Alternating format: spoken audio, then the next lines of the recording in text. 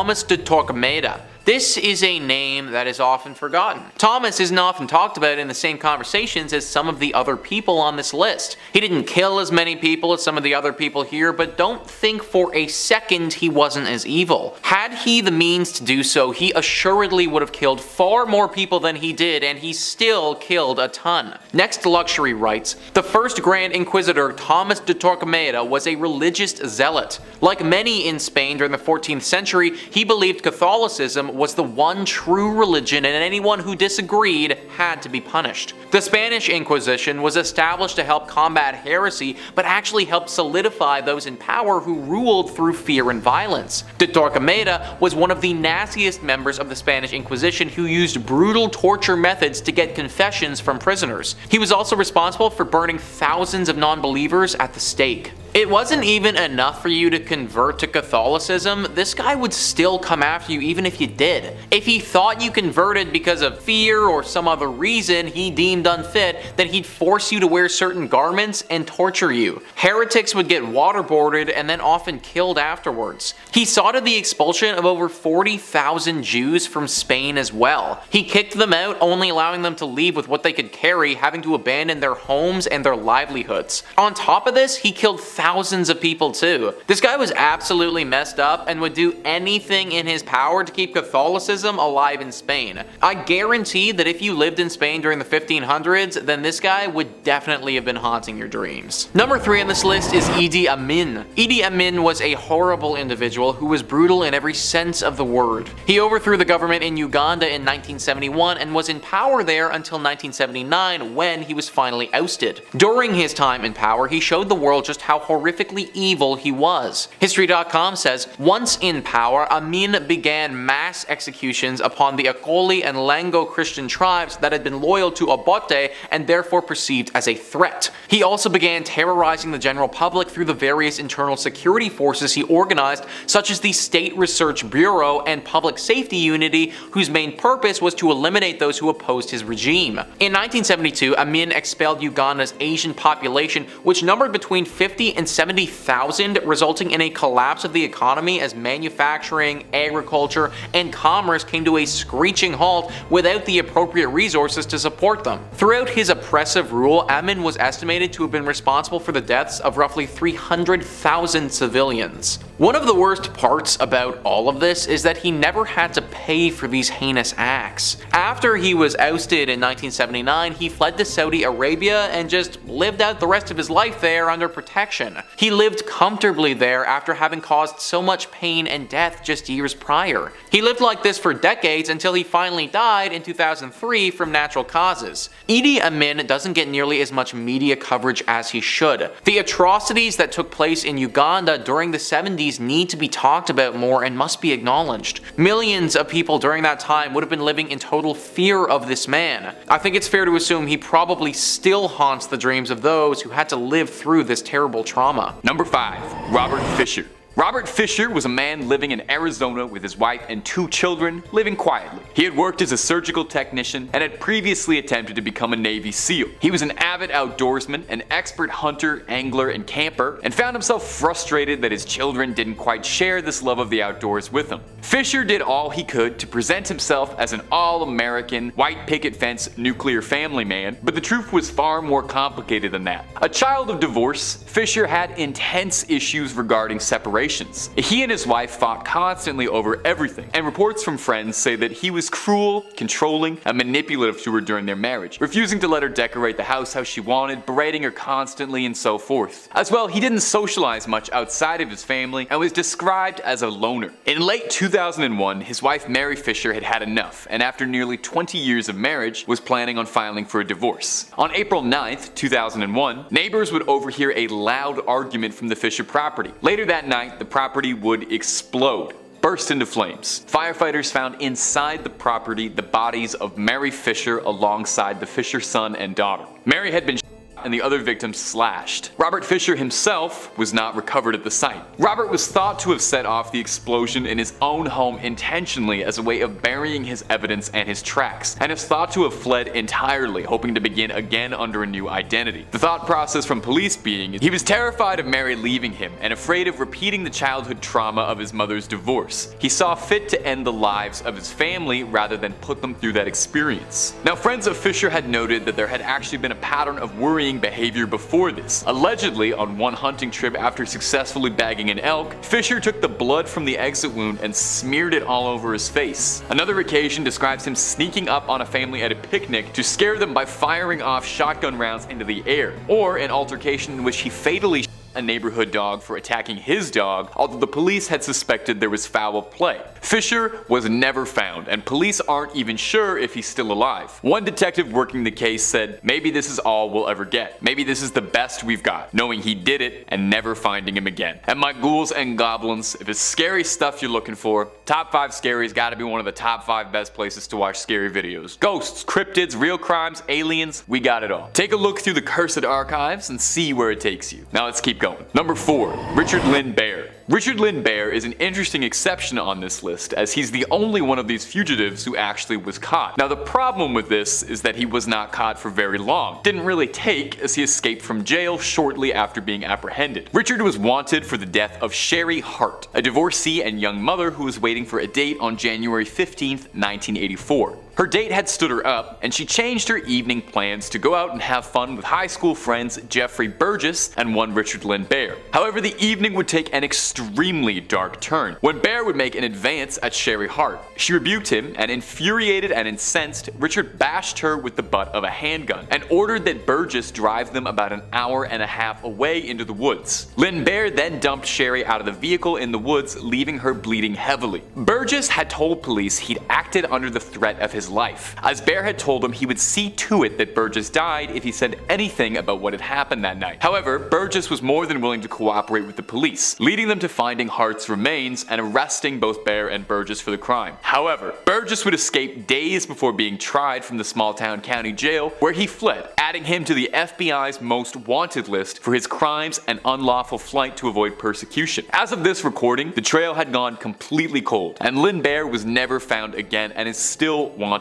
Burgess passed away at the age of 46, having spent most of his life in and out of prison on various unrelated charges. Number 3.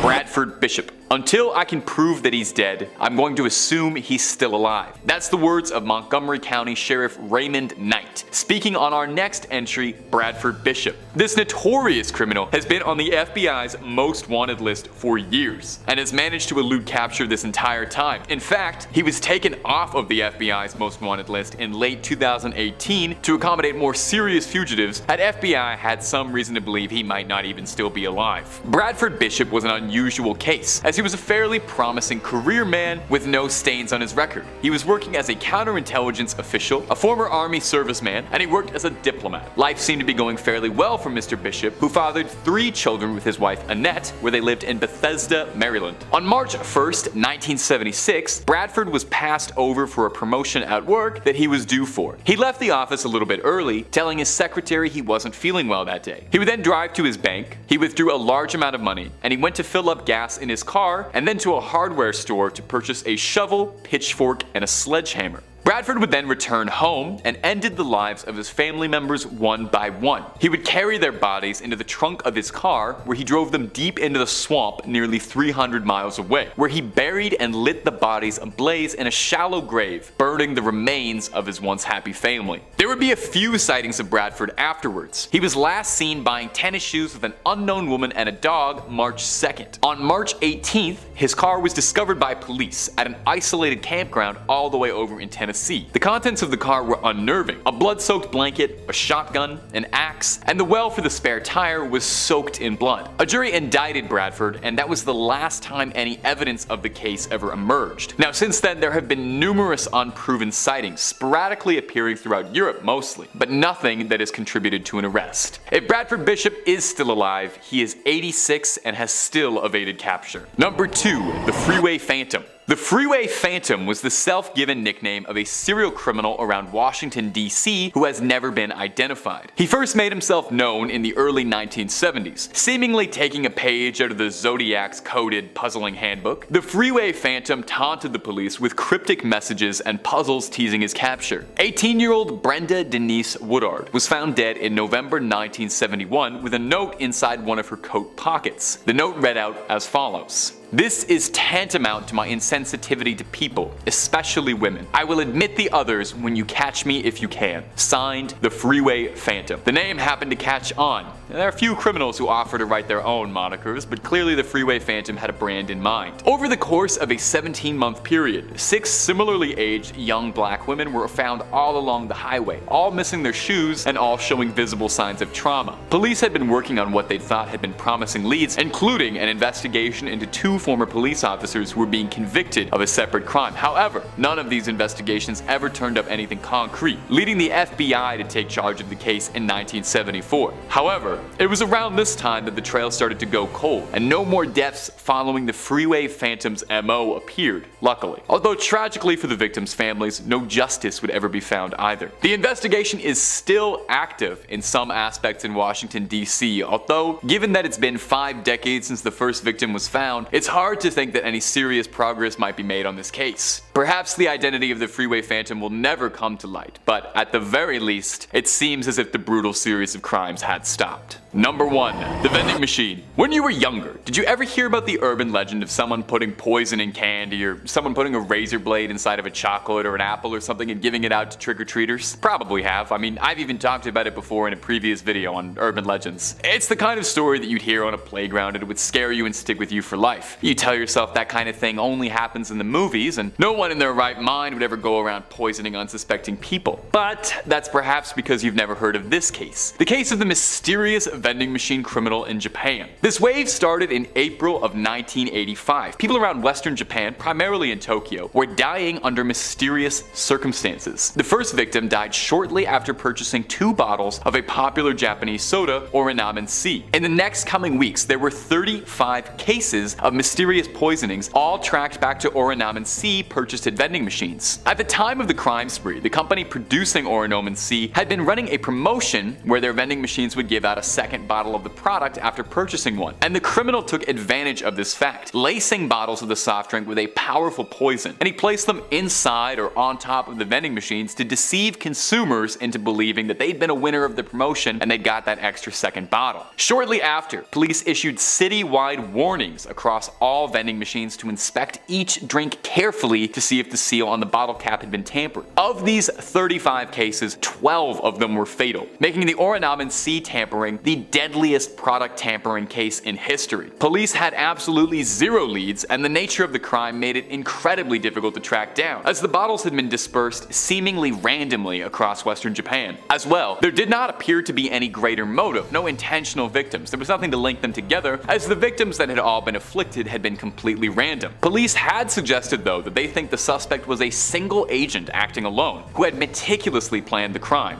A psychologist suggested possibly that the crime was carried out as a response to Japan's orderly and aggressive work culture, and that this was a lashing out by hurting unsuspecting people that the victim would never have to face. They would get a sense of rush and control, but never have to directly deal with the consequences. Whoever was behind the Orinamen C tampering spree was never caught. There were cases across Tokyo afterwards police suspected might have been copycats, but no leads and no arrests were ever made. Number 5. John Wayne Gacy. John Wayne Gacy is one of America's most infamous criminal cases. He's practically single-handedly responsible for traumatizing an entire generation into a fear of clowns. A vicious sadist and a remorseless criminal, hearing clips of him talk is deeply disturbing. In a series of interviews in 1992, Mr. Gacy offered a rare window into the mind of a lunatic. In the interviews, Gacy is adamant that he is innocent of his crimes, and talks in a remarkably pleasant, almost affable way. He seems like an average Joe, a chatty old man that you would probably talk to at a park or something, until little cracks in the facade keep appearing and its darkness comes out. He appears to be talking himself in circles. At one point, it seems like he indirectly confesses to something he claimed that he hadn't, and when the interviewer presses him on it, he retracts like a child being caught in a lie, saying, "I'm sorry if I led you to believe that." In the same interview, interview, the reporter asks Gacy to show him the rope trick, the horrifying method of strangulation Gacy would use on his victims by applying a tourniquet. Gacy obliges, but when the reporter hands him the string, he chuckles wryly and says, "Aren't you scared sitting next to me?" Most chilling is when the subject changes to talk of his clowning. He seems like he genuinely loved it, and knowing the unspeakable acts he committed as a clown makes it all the more sinister. He talks about how to him, clowning was an act of regression. It allowed him to explore his inner child within. Deeply, deeply unsettling. Perhaps most upsetting, though, is hearing Gacy talk about his anger towards his victim's family, saying they're overreacting. And you realize everything about the persona you've seen in the interviews is all just an act, just more makeup.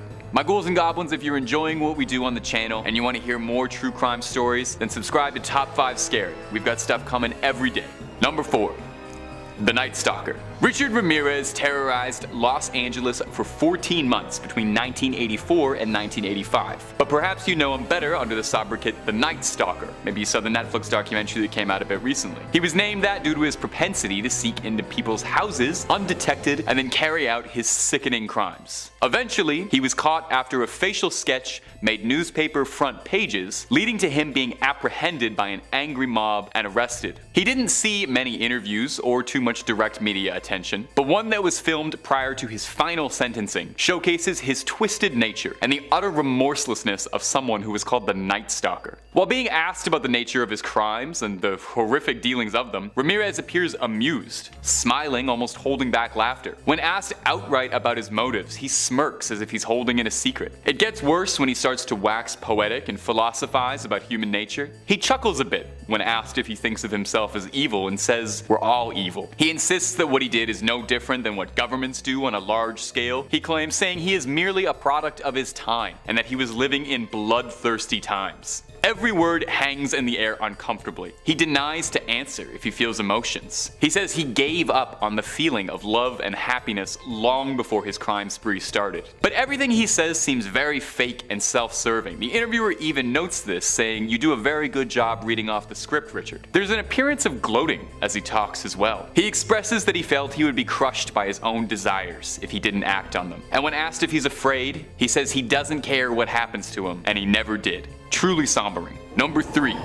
Ted Bundy. Ted Bundy has fascinated people for years, due in large part to how well he was able to disguise himself and make himself appear normal. But underneath his carefully put together persona was one of the darkest, most truly vile criminals the United States had ever seen. Unlike most serial offenders, Bundy not only kept up appearances, but was well groomed, charming, charismatic, and had a very compelling way with words, able to manipulate people scarily efficiently. He came from a happy family, a good Christian household, and didn't seem to fit the usual bill for these sort of criminals. The last interview ever conducted with him highlights a lot of these traits. He appears very soft-spoken, speaking quietly and almost soothingly to the camera, doing his best to garner sympathy from the audience and the interviewer. He attempts to blame a lot of his violence, darkness, and misdeeds on an addiction to lewd content. When he's describing it, he almost sounds like a man trying to talk about kicking caffeine, saying, "Oh, I think I'd be a lot better without it." Not just for him, but for lots of other people. When he says that phrase, he pauses a bit and gives a dark, knowing look to the interviewer. He's even joking around a bit, playfully. He comes across as very intelligent, answering all of the questions thoughtfully, but everything about it just seems terrifying, especially knowing the grisly nature of the things he did. But it feels like you're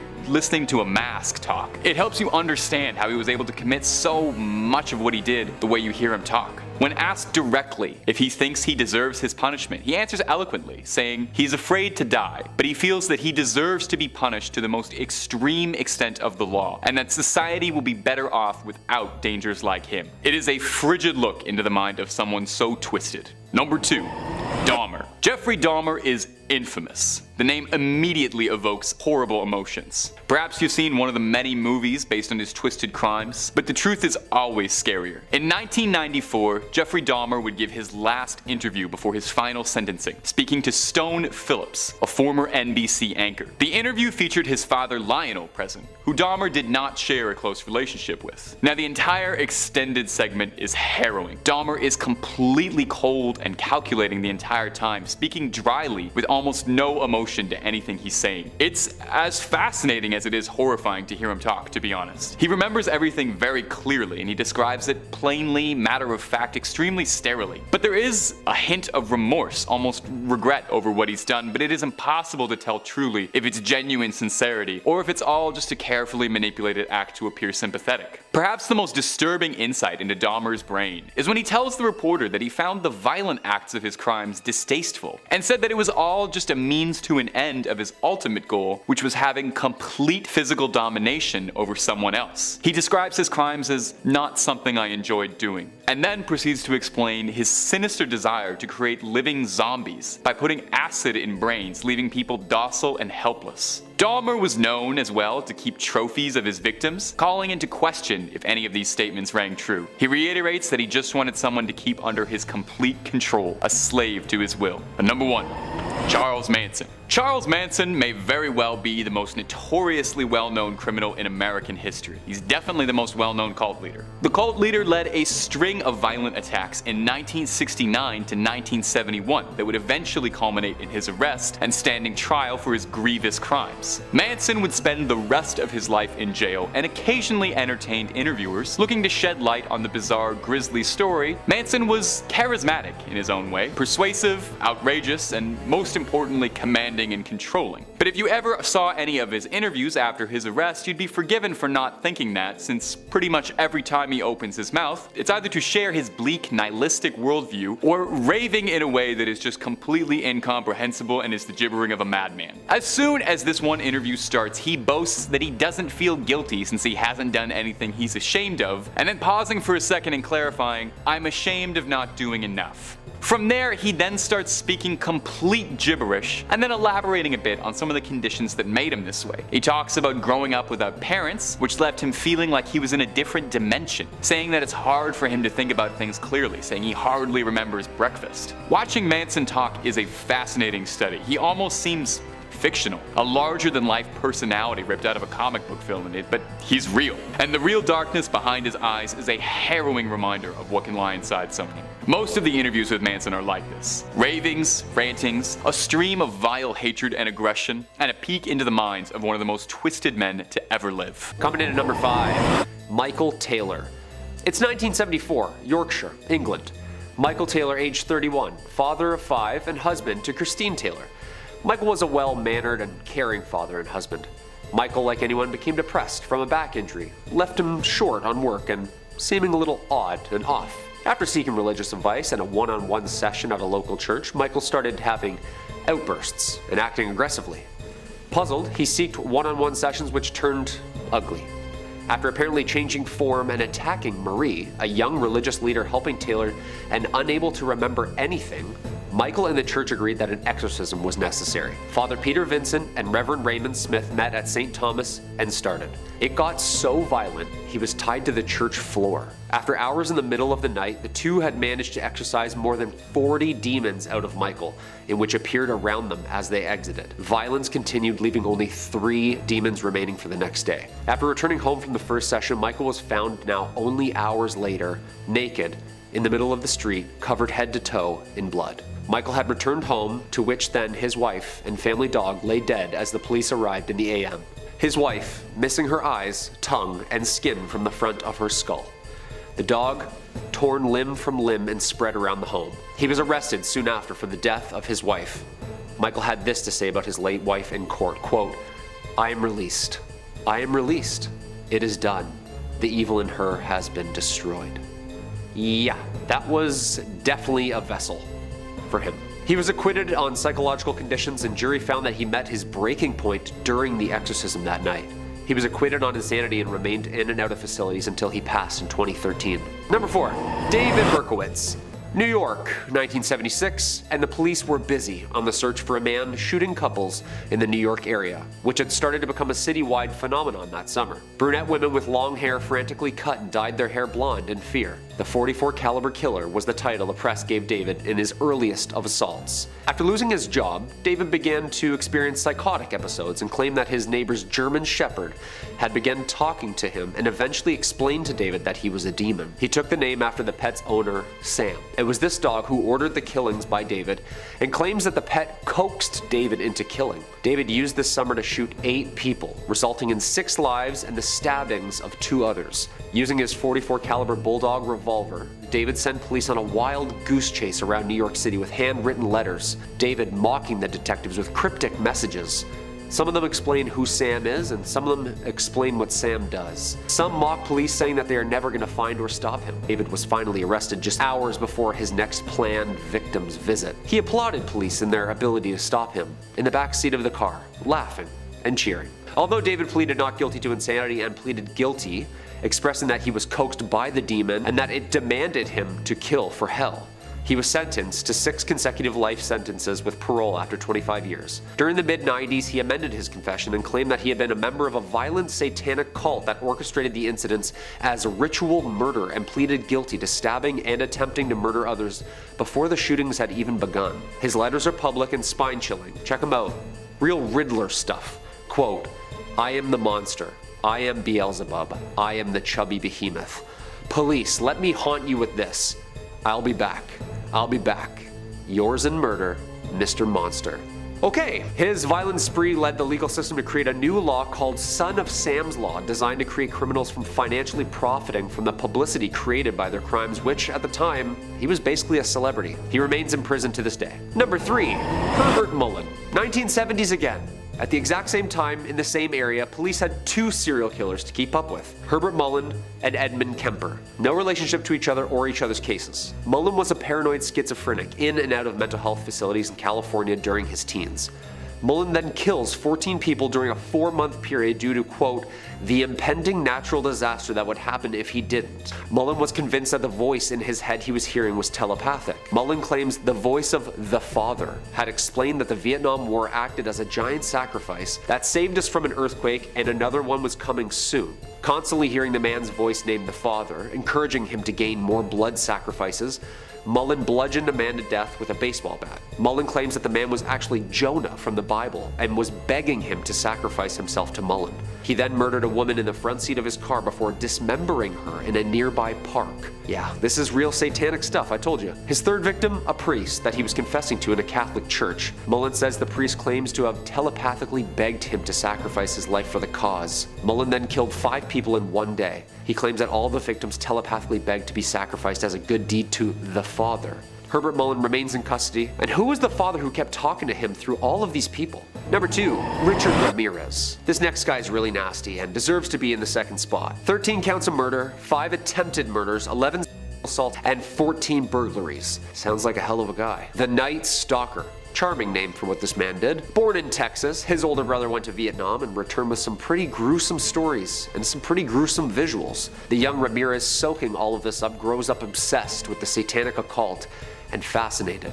He made various references to Satan during his legal proceedings. His trial began in 1989 and he was convicted of 13 murders and a variety of other crimes. Nearly 2 months later, he was sentenced to death, with the judge stating that his crimes showed, quote, cruelty, callousness, and viciousness beyond any human understanding. And the worst part was that he made most of his victims pray to Satan and swear on Satan that they were going to tell him the truth, whatever he asked. I'm not really going to get into the sick details of really what this man did, nor will I with the number 1 spot, but it involved hammers, machetes, ropes, knives, guns, you name it, anything violent. He was an absolute nasty creature that liked to torture his victims and really drive the satanic love for you-know-who. First responders would have taken pictures of numerous satanic symbols drawn on the walls in almost a ritualistic reenactment. He was captured by the use of the huge media surrounding his story on the way to take his next victim's life. His trial was truly a disgusting display of media attention, one of the most expensive court cases to date, losing only to O.J. Simpson. He screamed "Hail Satan" at his hearing and flashed self-harm pentagrams. He died of cancer in 2013.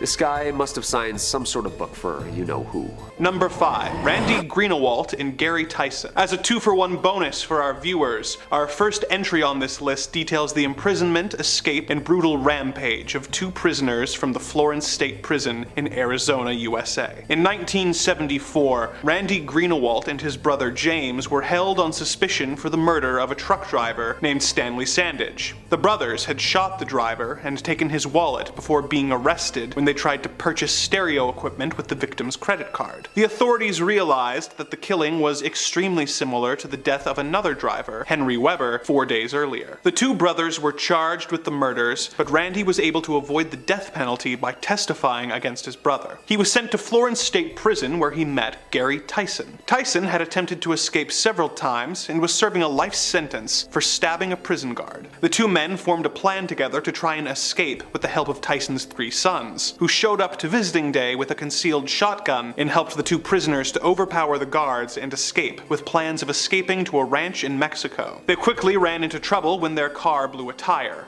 A kind stranger driving with his wife, infant son, and teenage niece came across them and tried to see if they needed help. They were taken prisoner by the convicts and taken into the desert, where they were shot and left for dead, while Greenawalt and the Tysons fled in the family's Mazda. They made contact with a woman Greenawalt had become pen pals with, who bought them a truck and ammunition, plans of making their way to an airplane that Gary had chartered for their escape. The police caught wind of this, and the gang was forced to try and make alternate arrangements. They made their way to Texas, where they killed a couple of newlyweds and took their car. Days later, they were met with a roadblock, which they ruthlessly barreled their way through, before being met with another one 6 miles down the road. The officers opened fire on the gang, hitting one of the Tyson sons who was driving. The remaining 2 brothers and Greenawalt were captured, but Gary Tyson got away, although he was found dead in the desert 11 days later, having died a slow death of exposure to the elements. The brothers were sentenced to life in prison, and Gary was executed by lethal injection after spending 2 decades on death row. Number 4. Lyda Southard, the Black Widow. While not all marriages end well, and some can accurately be described as unmitigated disasters, few have ended as poorly as the various marriages of Lyda Southard. But, for all her faults, no one can say she didn't take the vow of till death do us part seriously. Lyda married her first husband, Robert Dooley, in the year 1912. For a while, it seemed a good match, with Dooley's brother Edward joining them on their ranch in Twin Falls, Idaho, and the couple having a daughter named Lorraine 2 years later. When she was a year old, Lorraine suddenly died, having apparently drunk tainted water from a dirty well. Tragedy struck again later that year when Edward died of food poisoning. 2 months after that, Robert died of typhoid fever, and Lyda was left the only surviving family member. Fortunately for her, she had taken out life insurance policies on each of her family members and had over $4,500 to try and start over after this tragedy. She soon married William G. McCaffell, becoming the stepmother to his 3-year-old daughter. When his daughter fell ill and died, the couple decided to move to Montana together, but within a year, William died of influenza, leaving poor Lyda a widow once again. Bad luck seemed to follow her wherever she went, with her next husbands, Harlan C. Lewis and Edward F. Meyer, both dying of sudden illnesses within 4 months of marrying Lyda. A relative of her first husband started to notice the pattern and had his family's corpses exhumed and examined, proving that all had died of arsenic poisoning. The other bodies showed the same results when tested, and Lyda was arrested before she had a chance to murder her 5th husband, Paul Southard, for the insurance money. She was sentenced to 10 years to life in the old Idaho State Penitentiary, where she remained as a model prisoner for the next 10 years. The guards eventually stopped watching her as closely as they should have, and in 1931 she managed to remove a bar from her prison window and use her bed sheets to construct a rope in order to escape. She remained at large for over a year until she was found in Topeka, Kansas, married to her 6th husband, Harry Whitlock. She was taken into custody for another 10 years before being released in 1941. She died of a heart attack in 1958, whereupon her 7th husband, Hal Shaw, likely breathed an unconscious sigh of relief. Number 3. Nikolai Zhumagaliev, the Metal Fang. Nikolai was born in 1952 in the Soviet Union. He went to railway school before being conscripted into the Soviet Army. After his service ended, he tried to go to university or become a driver, but failed at both. He worked various odd jobs, including that of a sailor, a forwarder, an electrician, a bulldozer operator, and a firefighter. He spent a lot of this time fantasizing about and planning murders, committing his first in 1979 on a woman he had encountered traveling across a rural path. He committed 5 more murders that year, whose victims he then cannibalized, and may have committed more if not for the fact that one night he got extremely drunk and accidentally shot one of his co-workers. He was arrested, diagnosed with schizophrenia, and sent to a mental institution. He was released less than a a year later and he resumed his murders, committing 2 more. His 9th murder is what resulted in him being captured, as he had invited guests over to his home. He brought one of the guests into a different room, killed them, and began dismembering them with an axe. The other guests walked in on this and fled the scene before calling the police. They came to get him, but were so shocked at the sight of him that he managed to escape before being captured the next day. He was declared insane and incarcerated in a mental hospital where he remained for the next 8 years. In 1989, while being transferred to a different hospital, he managed to hijack the vehicle and escape. He was able to avoid capture for 2 years, killing at least 1 more person while at large, before he allowed himself to be caught stealing sheep. His hope was that he would not be recognized and could go to jail for a relatively minor offense. The story he gave the officers didn't add up, and a colonel familiar with the case was sent to check the situation out. He identified Nikolai, and he was sent back to a mental hospital where he remains to this day. Number 2. Ted Bundy. The most well-known of the monsters on this list, Ted Bundy was a cold-hearted murderer who would feign injury in order to get close to women and then attack them into unconsciousness in order to take them to a secondary location where he would take advantage of them before strangling them to death. He would often return to the bodies of the victims where he would subject the corpses to further indignities before decomposition made this impossible. He later confessed to 30 murders, but the authorities believe his real body count is likely extremely larger. In one of the first examples of computers being used to investigate serial killer crimes, authorities compiled all the information they had based on witness statements to come up with likely suspects, and the computer produced a list of 26 names, one of them Bundy's. At the same time, detectives made a list manually of their 100 best suspects. When Bundy's name appeared on both lists, he became their number 1 suspect, but word came out that he had already been arrested. A highway patrol officer had seen Bundy cruising a residential area and fleeing upon seeing the police car. When searched, they found a crowbar, handcuffs, a ski mask, rope, and an ice pick, among other suspicious items in Bundy's car. He was soon linked to and found guilty in a kidnapping case until the authorities gathered more evidence to charge him with the murders. In Utah State Prison, he attempted an escape and was placed in solitary confinement for several weeks before being transferred to Garfield County Jail. He was then taken to the Pitkin County Courthouse, where he chose to act as his own attorney. This allowed him to avoid having to wear handcuffs and shackles, and during a court recess he was allowed into the court library to research his case, where he snuck away from his guards and fled through the library window. He made his way to an Aspen hunting cabin, which he broke into and stole food and a rifle from. He became lost in the mountains and eventually found his way back to Aspen, where he stole a car but was soon apprehended by authorities. He was sent back to prison where he acquired a hacksaw blade and spent 6 months sawing a hole in the bars in his window. He squeezed through the gap and into the crawl space, which led to the chief jailer's apartment, where he stole clothes and walked right out the front door. During the 2 months of freedom following his second escape, Bundy managed to kill 2 sorority girls and 1 12-year-old girl before eventually being arrested for driving a stolen car near the Alabama state line and being sent back to prison where he remained until his eventual execution. Number 1. Earl Nelson. When Earl Nelson was 2 years old, his parents died and he was sent to live with his grandmother and her 2 younger children. Even from his young childhood days, he exhibited self-loathing and morbid behavior, being expelled from his primary school as a 7-year-old. He got even worse after being hit by a streetcar and being knocked out for almost a week. Upon awakening, he began to suffer from intense headaches and memory loss, and his behavior became more and more erratic. He was in and out of prison as a young adult for relatively minor charges such as trespassing and larceny. He eventually ended up in Los Angeles County Jail, where he remained for 5 months before escaping and joining the Navy. He was committed to the Napa State Mental Hospital by a Navy psychologist who described him as living in a constitutional psychotic state. The doctors at the institution described him as suffering from hallucinations and paranoid delusions, but they deemed him relatively harmless. In his time at the hospital, he managed to escape 3 times, causing the staff to nickname him Houdini and eventually stopped searching for him. He was sent back to the hospital after trying to assault a minor, but escaped 2 more times before eventually being discharged in 1925. The next year, he began his string of murders. He would travel the country pretending to be a harmless traveling Christian, looking for women with rooms to rent. He would then be invited into the women's homes, whereupon he would assault and murder them by strangling them. Not always in that order. A witness who saw him near the scene of the crime described him as a dark and stocky man with long arms and large hands, causing the newspapers to begin calling Earl Nelson the Gorilla Man, or the Dark Strangler. He managed to cross the country, killing at least 16 women, as well as 2 of their children, before making his way to Canada, Canada to avoid the growing manhunt. While in the country, he killed 2 more people before authorities were able to track him down and arrest him at a nearby train station. He escaped from the prison that very same night and boarded a train going south back into the States. The train happened to be carrying several members of the local police force who recaptured him and took him back to prison. He was found guilty and sentenced to death. Although he tried to appeal this for reasons of insanity, he was hanged in Winnipeg in early 1928 at the age of 30 years old after killing at least 23 people and having escaped incarceration on 7 separate occasions. Number 5. Grigory Rasputin. Grigory Rasputin, the Mad Monk of Russia, was a mystical healer who wandered Russia in the early 20th century. Now, I could do a plot summary of what Rasputin got up to, but honestly, Boney M did a better job than I ever will, so just alt tab out of this video real quick, listen to that song,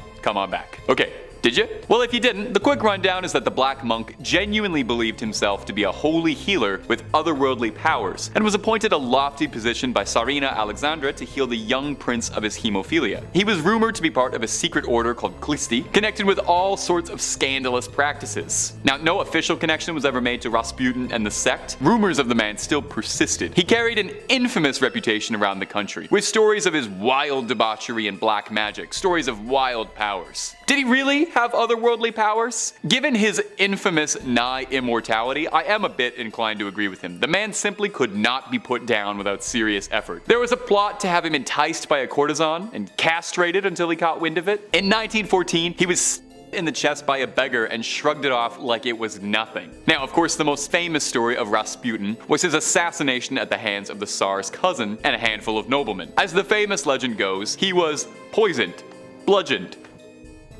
and drowned, and still that wasn't enough until he passed later in the day. Was Rasputin just Russia's toughest customer, built different? Or did he have some sort of mystical help from another world? We may never know. And are we having fun with the channel, my little freaks and creeps? Stay subscribed for more scary content every single day. Number 4. Vlad the Impaler. You know, with a title like Vlad the Impaler, it's safe to assume that the guy was probably up to no good, demon or no demon. Perhaps you've heard the legend that Vlad Tepes was the inspiration for Count Dracula, which should tell you even more if you want to judge of this guy's moral character. Vlad was a prince of Wallachia, an area that's now known as modern Romania. Vlad grew up in a very dark period of Wallachian history, coming up while the Ottoman Empire was setting its sights on just about everything good in Eastern Europe. Vlad was made king of Wallachia, but first he was deposed and exiled after an assassination plot on his brother and father. He would reclaim the throne in 1458 and quickly began a campaign of bloodlust to show the world he was not someone you should be messing with. One of his most infamous acts, and where the dubious title comes from, was after fending off an Ottoman invasion, he impaled 20,000 soldiers and left them as a grim forest of the damned. And some legends say he would eat dinner in front of this. Downright demonic behavior. There's some debate as to whether or not he really is the inspiration for Dracula, although of note is that beside his infamous sobriquet Vlad the Impaler, he went by the nickname Vlad Dracul, owning from his father's position in the Order of the Dragon, which translated to Dracul. There are also stories of Vlad washing his hands with the blood of his enemies, which I'm gonna be honest, that kind of sounds like something Dracula would do. It's worth noting too, no one really knows what happened to Vlad's body. We know that he was slain in battle, and that he was eventually put down after years of carnage, but his body or grave has never been found. Perhaps it's because it's still walking, or flapping.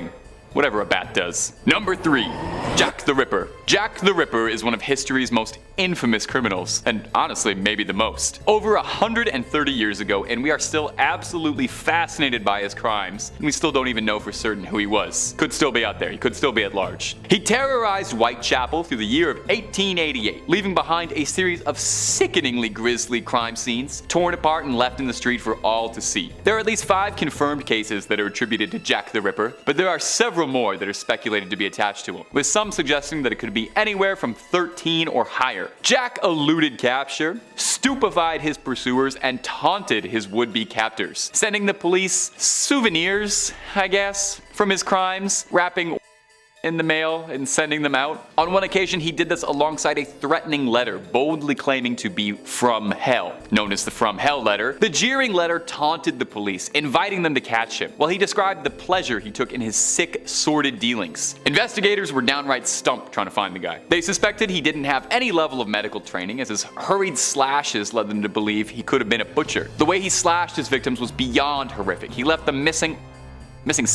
and in some cases beyond recognition. It seemed too like he could be in multiple places at once. A body discovered in New York a few years after the crime spree matched the victims of Whitechapel almost perfectly. Was it a human performing all these sickening acts? Or could the Ripper's mangling be attributed to a demon that was preying on the women of White Castle? It would explain how he was so elusive and managed to evade capture for all those years. Number 2. Emperor Nero. Now perhaps you've heard of Emperor Nero. You've probably heard the story of him playing the fiddle as Rome burned around him. But honestly, historically, that barely even cracks the top 5 craziest things Nero ever accomplished in his tenure as emperor. Nero set a new standard for wildness as a world leader that I think has never been matched again. Where do I begin with him? Let's start off small. He had a dedicated legion of soldiers, referred to as the Augustans, whose sole function was to follow him around and clap and hype him up whenever he would perform. Now that's kind of harmlessly crazy. So what about the story that Nero used to use his enemies as torches for his gardens? Yeah, Nero had a passionate hatred for Christians, blaming them for the infamous fire that engulfed Rome, which some historians believe Nero himself started. That's pretty wild. But what about the fact that Nero would dress himself in the skins of animals with his romantic partners? Or about how he orchestrated the deaths of his mother and brother? Nero ensured his own position as emperor of Rome. Emperor Claudius married Nero's mother Agrippina, who then adopted Nero as his own son. When Agrippina poisoned Claudius, Nero took the throne, and then to ensure that he could keep that position on that lofty chair, he poisoned his stepbrother and would later poison his own mother to make sure no one could challenge him as emperor. He then enjoyed all the pleasures of Rome as much as he could. He depleted the treasury of Rome at one point solely to make a statue of himself in his own honor, the Colossus of Nero, to leave a lasting legacy. In the end, after years of insanity, Nero took his own life by ordering one of his own servants to stab him after being told he would be executed by the state as he was considered an enemy of Rome. He bemoaned what an artist the world was losing. Nero's proclivity for wild debauchery, outrageous pursuits of pleasure, intense wanton cruelty, and violence towards Christians led some people at the time to view Nero as the Antichrist himself. And to be honest, I get it. Number 5, the Servant Girl Annihilator. I can't believe I just said those words. The Servant Girl Annihilator. I can't believe that's the real name newspapers went with to call this guy. I know not everyone's gonna be able to get a nickname like Jack the Ripper, but you can't go around calling criminals stuff like the Servant Girl Annihilator. You're just gonna inflate their ego. You're making him sound like he's a Dark Souls boss, or he's gonna be jumping in the ring against Hulk Hogan and the Iron Sheik. Anyway, sorry, I had to get this out of the way before we could talk about it. I feel like we just had to address this name. We couldn't just look at that and move on. And you know the wildest part? He doesn't even have the craziest name on this list. Okay, let's get into it. The Servant Girl Annihilator was the nickname of a brutal night stalker who preyed on the streets of Austin, Texas in 1885, a full 3 years before Jack the Ripper would stalk Whitechapel and steal all the fame and fortune in the attacking women at night community. Despite his name, he actually didn't exclusively target women. Unlike his British counterpart, Mr. the Ripper, the SVGA attacked men and women, although he mostly focused his attention on women, and they were all servant girls, which is where the name came from. He ended up slaying 7 women and 1 man, and critically injured 6 women and 2 men on top of that. All of his victims carried out the same way, attacking them whilst they slept in their beds, and then dragging them out into the streets when he was finished with them, usually with a sharp object such as a knife or a needle sticking out of the ear. There was a wild manhunt for the Annihilator, and it's said that in 1885, some 400 men were questioned and interrogated about the identity of the Annihilator. Elected officials apparently refused to believe that it could be the work of one lone psycho, thinking there was a group of men committing these crimes together for Lord knows why. While several men would end up being questioned, no one was ever successfully linked to these brutal crimes. He was never caught, but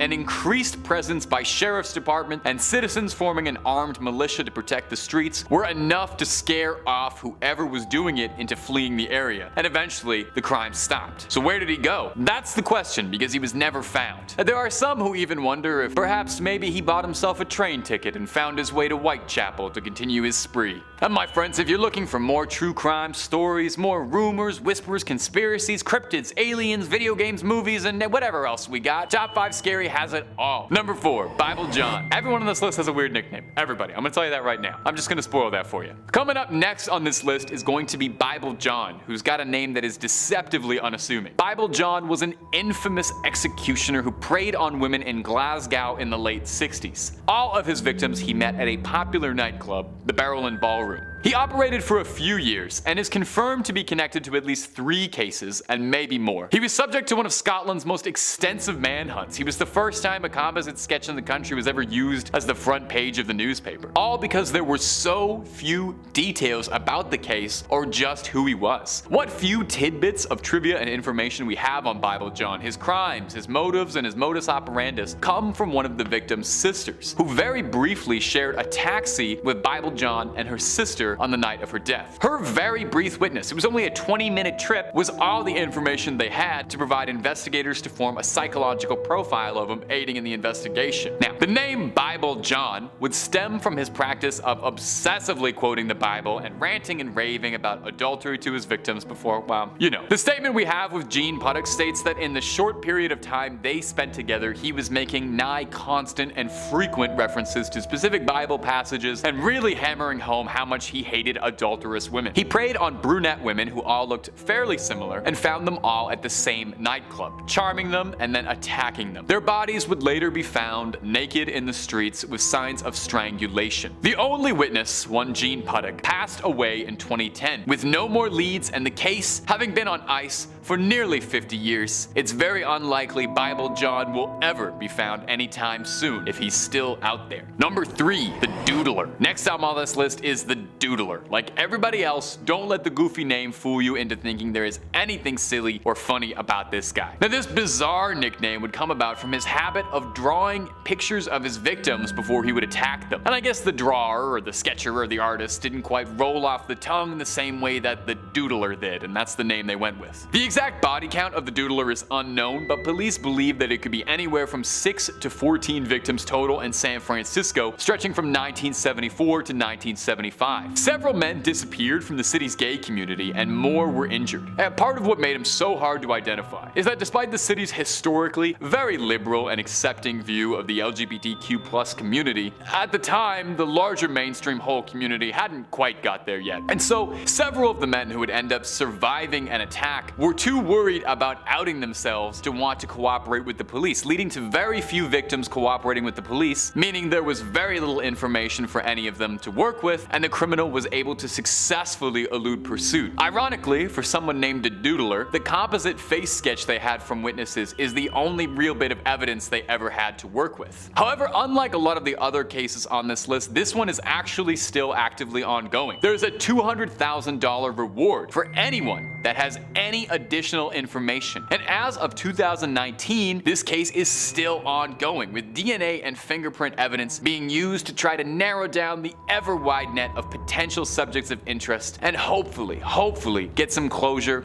on a horrible chapter in San Francisco's history. Number 2, the Pickler. Now, I've talked about the Pickler before on this channel, but his story is so horrifying and honestly unbelievable that it's worth repeating at least once. Again, goes without saying, like every single entry else on this list, the Pickler leads you to believe this is going to be a silly story, but wait about a minute, I'll explain why he's called the Pickler and all the pieces will come together and you'll regret clicking on this video. This one's kind of a dark one. The Pickler's real name was Bela Kiss, and he worked as a tinsmith in the early 1900s, living in a humble small village in Hungary. He had been married and he had children, but his wife had left and with her took the children. He moved in a housekeeper who served as his sole faithful companion. His housekeeper would note that he seemed to entertain a plethora of female guests and was never hurting for women's attention, although she didn't talk to any of the guests much. Outside of his women callers, Kiss was actually fairly isolated. He kept to himself mostly, he didn't interact with his neighbors much at all or the community as a whole, instead preferring to tend to himself and living quietly alone with his housekeeper and his big collection of metal drums. He had a stockpile of metal drums all over his property, and when people would ask about them, he said that he was stockpiling gas. In 1914, Kiss would be conscripted to serve with the Hungarian army and left behind his home to his noble housekeeper. While deployed, Hungarian soldiers were running low on resources, and when they needed gas, some soldiers on patrol saw fit to take from Kiss's collection all over his property. However, when they went to recover the gas, they were shocked to discover what the barrels actually contained. No gas to be found, but instead the bodies of several missing women floating in alcohol in an attempt to preserve or pickle their corpses. corpses. See what I mean? Not pleasant even remotely. There were 20 barrels in total, and inside each one was another missing woman. But perhaps most alarmingly of all of this is that they appeared to have been drained of their bodily fluids with punctures in the neck, which sounds made up. As if this guy wasn't scary enough, there's also the very real possibility that he might have been a vampire. Now, upon this discovery, the Hungarian army immediately moved to try and locate and apprehend Bela Kiss, but discovered that that would prove quite difficult, since he had both a very common Hungarian name at the time, and he was also deployed in the middle of the largest conflict the world had ever seen at the time, and was just one more face in a green uniform. Somehow, Kiss learned that he was being pursued and faked his death by leaving behind a corpse in a hospital that had his ID. Kiss fled and was never seen in Europe again. A few scattered sightings would report him throughout New York, but he was never found and eluded capture for the remainder of his days. It's unlikely he's still out there, but you never know. And finally, number 1, the Zodiac. If we're talking about evil people who've managed to elude capture, it might feel a little obvious to put the Zodiac as number 1, you know? But he's also one of the most infamous, strangest, and scariest criminal stories in American history, so it's never a bad story. Well, it is. It's a terrible story, but it's a very interesting one to hear. The Zodiac terrorized California throughout the late 60s and early 70s, personally claiming responsibility for 37 victims. He stole headlines and media attention for years, as the state was fascinated and terrified by what he would do next, and if he would ever be caught. His exploits have been the subject of a few films and TV, most famously David Fincher's Zodiac, starring Jake Gyllenhaal and Robert Downey Jr., dramatizing the investigation trying to find him unsuccessfully. Although he himself insisted that he left a trail of 37 bodies, the police were only ever able to connect 5 different deaths to the Zodiac. People would be attacked by a lone gunman, with nothing seemingly connecting the cases. Motive, modus, everything was unclear. The case would become legendary when he sent his infamous letters to 3 separate newspapers, containing details that only the real assailant could have possibly known about the crimes, inviting and challenging police to a game to catch him. He sent out a postcard boldly displaying "My name is," and then a blank spot with an invitation to solve one of his puzzles. If you saw the new 2022 Batman movie, Paul Dano's Riddler is directly inspired off the Zodiac, all of his methodology, taunting people, leaving weird riddles at his crime scenes, that sort of stuff. His letters were threatening, taunting, and incomprehensible. The code he wrote in would stump detectives for years, to this day, with only one of his ciphers ever being solved, and it not being nearly enough to connect any dots. The riddle that was solved spelled out a confession of sorts, but it mostly served as the Zodiac gloating about the nature of his crimes and saying that he did it solely because he thought it was fun and that it was the most thrilling, fun thing a man could do, described it as being better than hunting games or getting your rocks off. He didn't mention whether or not it was better than writing riddles and codes though. Now at the time, obviously they looked into just about everyone they could, and there were several prominent suspects and people of interest, but nothing concrete and final. The rest of his riddles were never solved, and as far as we know, he was never caught. However, in 2018, a private team of investigators was absolutely determined to close the case once and for all, and put an end to one of California's most infamous mysteries. They had identified an 80-year-old Gary Francis Post, who had passed away. He resembled the composite sketches of the Zodiac, and forensic evidence had actually made some compelling arguments that could tie it to being him, but the FBI have denied this claim, and say that they still consider the case open. Will it ever be closed within our lifetime? We may never know, but the one thing that's certain is that we are not going to stop trying until we get some answers. You want my theory? Personally, I think Jack the Ripper is the Zodiac. I think that would be the ultimate plot twist to the end of all of this. Number 5, Frank Matthews. Our first spot is notorious criminal kingpin Frank Matthews, a legendary crime lord operating out of New York in the 1960s. Who also had some pretty cool classic mafia names like Pee-wee and Black Caesar, built himself a criminal empire that Los Polos Hermanos would have been jealous of. Starting out small, working in racketeering and illegal gambling ops in Philly in the 1960s, he had his sights set on much bigger things, working his way up, collecting numbers, making contacts, until he could start selling product for some serious money. By the early 1970s, he was already trading millions of dollars for illegal narcotics, importing his stuff from Latin America and distributing it throughout the States. Pee-wee had his hands and pockets across the country, with his criminal web spanning across 21 states at its peak. Naturally, if you're moving that much stuff around the country with that many people involved in your operation, eventually somebody's gonna get wise. And that's exactly what happened. Boys in Blue tapped Frankie's phone communications and put out a federal bulletin for his arrest. By December 1972, Frank and his girlfriend were arrested at McCarran International in Vegas. Okay, so he got caught. This kind of breaks the list a little bit, but hear me out a little bit here. Because after spending a paltry couple months in jail, Frankie made bail and quickly got out of Dodge to literally never be seen again. Now, there is some discrepancy as to what happened. The FBI suspects that he was taken care of by a major New York crime family for fears he may turn witness. But they did also post a bounty, a $200,000 bounty for finding him, so they suspected he might still be out there. No trace of him was ever found, no body ever discovered, and his story went cold. Is he sleeping with the fishes, or did he return to pull strings from the shadows? Or maybe he pulled a Saul Goodman and started managing a Cinnabon in Omaha, living life on the lam. Man, that's two Breaking Bad references in one point. I gotta spread them out a little bit more.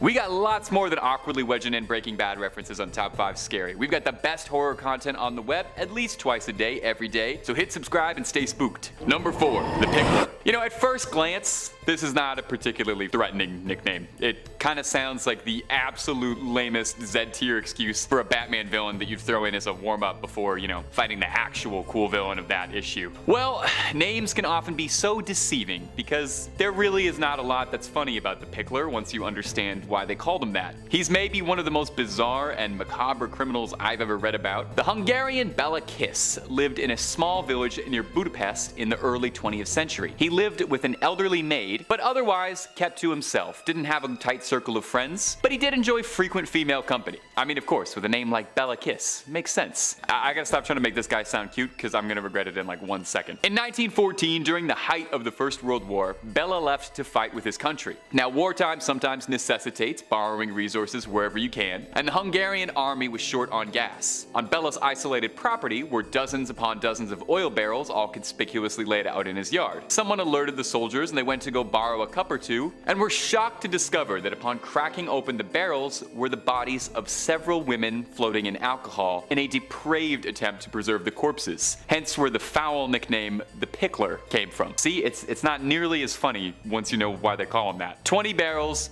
20 missing women. That's somehow not even the scariest, craziest part of this whole story. The women had punctures in their necks and were drained of blood, which sounds completely made up that this guy might also have been a vampire. Now, the Hungarian army moved to seize Bela immediately, but tracking him proved rather difficult, as he had a fairly common name and was also, you know, he was in a war. Somehow, Bela was alerted that police had discovered his operation, and he left a corpse posing as himself in a military hospital and fled, never to be found again. Reported sightings popped up for a few years here and there. Allegedly, he moved to New York to begin a new life, but Bela eluded capture for the rest of his life. Unless he really was a vampire and is still out there, but I don't even want to entertain that possibility. Number 3, D.B. Cooper. Now, our next entry, I would hesitate to call him as evil as the rest of some of these crooks, you know? Sure, he hijacked a plane, sure, he held the entire plane hostage, and sure, he stole $200,000 from the government, but that doesn't mean he's a bad guy. D.B. Cooper's case is one of contemporary crime legends, as all that I just described sounds like he would be FBI public enemy number 1, right? Like they'd be working around the clock to bust this guy, they'd have him within the week. He slipped through authorities' fingers, and to date, D.B. Cooper was never caught. We don't know if that was even his real name or just an epithet he was using for the plane. We don't know anything really too concrete about him. Depending on what your definition of success is, D.B. Cooper could possibly be considered one of the most successful criminals of all time. To get into the nitty-gritty of the details, on November 24th, 1971, a man using the possible alias Dan Cooper boarded a flight to Seattle, and almost as soon as it took off, he passed a note to a flight attendant indicating that he had a with him, and that he demanded that when the plane landed, he trade the passengers on the flight for $200,000 and 2 parachutes. That's a smart man. He didn't want to waste any of that money on parachutes. The note said that if anything funny happened, he would blow the plane up. They complied out of fear, and upon landing, he was given the money by local authorities. Cooper then seized the plane one more time, holding the flight crew hostage with plans to fly to Mexico City. But midway through the flight, Cooper pulled a little point break and jumped out of the plane with all the money with him. And that would be the last last time anyone would have ever seen D.B. Cooper. The FBI chased him for years to no avail. Nothing was ever found, no body ever recovered, no suspect ever caught out of a laundry list of people of interest. Some of the bills were recovered, but that's the only piece of evidence. Now, my absolute favorite theory about D.B. Cooper, and it's kinda out there, is that he's legendary cinema director Tommy Wiseau, and that this is where his fortune came from, as the man is shrouded in mystery regarding where his seemingly limitless supply of money comes from and his mysterious origins. Is it completely ridiculous and has no basis in reality? Yes, but it's also hilarious. Now, as for any more likely suspects for Cooper, there were a couple of Special Forces veterans who lined up with physical descriptions who could have been capable of committing the heist, but no concrete charges were ever made, and to date, no trace was ever found. Number 5 on this list is Edward Edwards. Edward Edwards, for those who don't know, was an American serial killer who did most of his killing from 1977 to 1996. He has 5 confirmed kills to his name, however he's suspected of several additional murders that were never solved. Edward always had an affinity to crime. In 1955, he actually escaped from jail and went around America robbing gas stations and was at large for 7 years. He became so well known that he actually earned a spot on the FBI's top 10 most wanted list at the time. He also refused to disguise himself during these robberies because he claimed that he wanted to become famous. Eventually, in 1962, he was found and brought in. He was sent to jail, but didn't actually spend too long there considering what he had already done. He was out on parole in 1967, which, as we'll later learn, was a horrible idea. The first known murders that Edward committed were in 1977 when he killed William Lavico and his girlfriend Judith Straub. They were both very young, and he took them out into the woods and shot them both with a shotgun. 3 years after this incident, he murdered 2 people again. This time, the victims were named Tim Hack and Kelly Drew, and instead of being shot, they were stabbed and strangled. Then in 1996 was his last confirmed murder, that of Danny Law Glockner. This was actually Edward's foster son, and he admitted to killing him for the life insurance policy of $250,000. In an interview, Edward very matter-of-factly owns up to killing Danny and shows zero remorse at all. He goes on to say that he was a schemer, and he'd always been a schemer and was looking for a way to earn a quick buck. He said that he had planned this thing for over a year and had been preparing everything for that long. In the interview, he very carefully lays out everything that happened and does it in a manner that it seems as if he's almost boasting about it. He even talks about how he took his head and threw it into a forest a year later after animals had bitten it off, and he doesn't even blink. Edward Edwards was an extremely sick and twisted man who clearly was not capable of feeling any normal and healthy human emotions. He died in prison back in 2011. Number 4 on this list is Tommy Lynn Sells. Tommy Lynn Sells is right up there as being one of the worst serial killers of all time. The acts that he committed were so gruesome and just plain evil that I can't even begin to understand the level of inhumanity that it would have taken to do it. He was only convicted for 1 murder, which he received the death penalty for, but authorities believe that he committed upwards of 22. Tommy Lynn Sells was known for murdering mothers and their... He didn't just stop with them though, also killing the fathers from time to time, but there was definitely a bit of a pattern involved with the mothers. In an interview that he had while he was still alive, he comes up with a sick and twisted reason as to why he did this. I don't even know if there are adjectives in the English language to describe how messed up that is. Tommy Lynn Sells was eventually executed on April 3rd, 2014. Number 3 on this list is Bernard Giles. Bernard Giles is currently serving several life imprisonments for killing 5 between September and November of 1973. He was only 21 years old when he committed these crimes and had a wife and a child at the time. He would get in his vehicle and drive around on highways looking for young women who needed a lift. These hitchhikers would get into his car, and before they knew what was happening, Bernard would strike. In the clip that I'm about to show you, Bernard is far older. A lot of years have passed since he's been imprisoned, but here he tries to recount his first killings. So there are multiple things about that clip which makes it one of the most chilling to me. I think what really gets me though is how he talks about every day being the possible day. Literally at any point, without warning, these serial killers could snap and then go on a rampage.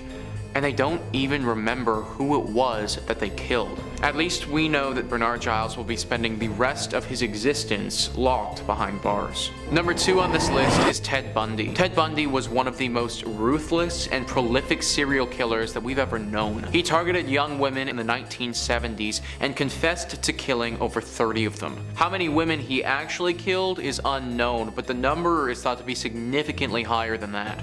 He engaged in all types of sick and sadistic stuff, things that I can't get too deep into on YouTube because they were just simply that bad. A member of his own defense team even came out and said Ted was the very definition of heartless evil. Whenever your defense team is coming out and saying that, you know that there's no redeeming you. Bundy died back in 1989 by means of state-sanctioned electrocution. Before he was executed though, Ted Bundy had one final interview. This interview took place in the evening of the day prior to him being executed. Watching this man who killed so many people and knowing that he's going to be executed the following day, there's just this cloud of darkness just that hangs over the whole interview. Ted Bundy described what it was like to kill someone by saying, "I want you to understand what happened. It was like coming out of some kind of horrible trance or dream. I can only liken it to being possessed by something so awful and alien, and then the next morning wake up from it, remember what happened, and realize that basically in the eyes of the law, and certainly in the eyes of God, you're responsible." Now everybody, he may sound almost remorseful in that little excerpt, but do not be fooled. This was a man who had intercourse with the dead bodies of the people he killed. There was truly not an ounce of good in this man at all. Number 1 on this list is Manuel Vela. The crimes committed by Manuel Vela actually happened not too long ago, which makes this whole story that much more scary. Manuel was a 28-year-old man who only a few years ago killed his girlfriend, who was 39 weeks pregnant with his child. Like guys, we are talking about just some of the most sick and twisted stuff ever. After he was finally apprehended, an interview took place. In that interview, he says that the only reason he was with his girlfriend all this time was to eventually kill her, and he had told her this time and time again. So apparently this guy had been telling her about this for years and was planning it this whole time. This is just some insane stuff that is honestly hard to break down. I have no idea how anyone could get to this place or what would cause something like this. Manuel Vela ended up taking his own life in January 2017. Number 5 on this list is Mao Zedong. Mao Zedong wanted China to become a superpower, but how he went about it wasn't the best. Loss of life to Mao Zedong really wasn't of much importance to him as long as the end goal was achieved. The BBC writes, Mao and other communist leaders set out to reshape Chinese society. Industry came under state ownership and China's farmers began to be organized into collectives. All opposition was ruthlessly suppressed. The Chinese initially received significant help from the Soviet Union, but relations soon began to cool. In 1958, in an attempt to introduce a more Chinese form of communism, Mao launched the Great Leap Forward. This aimed at mass mobilization of labor to improve agricultural and industrial production. The result instead was a massive decline in agricultural output, which together with poor harvests led to famine and the death of millions. The policy was abandoned and Mao's position weakened. In an attempt to reassert his authority, Mao launched the Cultural Revolution in 1966, aiming to purge the country of impure elements and revive the revolutionary spirit. 1.5 million people died and much of the country's cultural heritage was destroyed. In September 1967, with many cities on the verge of anarchy, Mao sent in the army to restore order. It was in this great leap forward that Mao's rule cost the lives of millions. He wanted to change China into an industrialized nation and implemented tons of unproven agricultural methods. This dropped the food output significantly and led to the Great Chinese Famine. This famine is largely regarded as the deadliest man-made disaster in human history, so yeah, it was pretty bad. Unlike others on this list, Mao for the most part wasn't infatuated with the deaths of citizens. It was just a byproduct of his incompetency and horrible rule. Granted, we can't let him off too easily because he also didn't care that much to change his way of thinking. During his reign of power, it's estimated that 40 to 70 million Chinese civilians died through forced labor, executions, or famine. Number 4 on this list is Nero. We're throwing it way back with this one and going to the year 37 AD. That's when Nero was born and he lived until 68 AD. Only just over 30 years of life, but he did enough during that time to earn himself a spot on this list. Wikipedia writes, most Roman sources offer overwhelmingly negative assessments of his personality and reign. The historian Tacitus claims the Roman people thought him compulsive and corrupt. Suetonius tells that many Romans believed that the Great Fire of Rome was instigated by Nero to clear land for his planned Golden House. Tacitus claims that Nero seized Christians as scapegoats for the fire and had them burned alive, seemingly motivated not by public justice but by personal cruelty.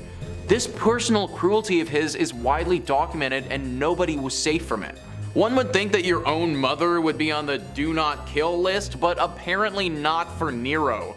To rid himself of any potential outside influences, he had his own mother murdered. He's said to have stabbed, burned, boiled, impaled people for his own personal pleasure.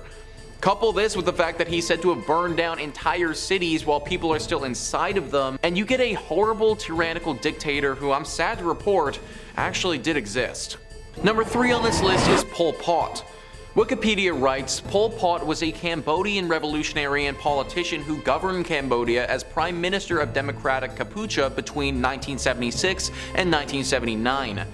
Ideologically a Marxist-Leninist and a Khmer nationalist, he was a leading member of Cambodia's communist movement, the Khmer Rouge, from 1963 until 1997 and served as the General Secretary of the Communist Party of Kampuchea from 1963 to 1981.